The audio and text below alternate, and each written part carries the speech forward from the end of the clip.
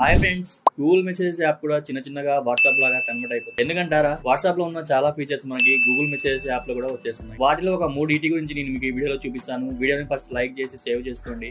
అందులో నెంబర్ 1 వచ్చేసి delete for everyone message. ఇదేంటంటే మనకు వాట్సాప్ లాగానే మనం ఎవరికైనా రాంగ్ టైప్ చేసి మెసేజ్ పంపించామనుకోండి, ఆ మెసేజ్ ని వెంటనే డిలీట్ చేయాలంటే మనం పంపించిన మెసేజ్ ని లాంగ్ ప్రెస్ చేసి డిలీట్ ఫర్ ఎవ్రీవన్ అనే ఆప్షన్ మీద నొక్కితే మనకి మెసేజ్ అనేది డిలీట్ అవుతుంది. ఇక నెంబర్ 2 వచ్చేసి మనం ఏదైనా ఇంపార్టెంట్ మీటింగ్ లో ఉన్నప్పుడు కానీ, లేదా మనం ఏదైనా పనిలో ఉన్నప్పుడు కానీ, మన ఫ్రెండ్స్ ఎవరైనా మనకి మెసేజ్ చేస్తే మనకి నోటిఫికేషన్ అనేది వస్తూ ఉంటాయి. అలా నోటిఫికేషన్ రాకుండా ఉండాలంటే మనం ఆ పర్టికులర్ పర్సన్ ని లాంగ్ ప్రెస్ చేసి పట్టగానే ఇక్కడ మనకి పైన స్నూజ్ అనే ఒక ఆప్షన్ చూపిస్తుంది.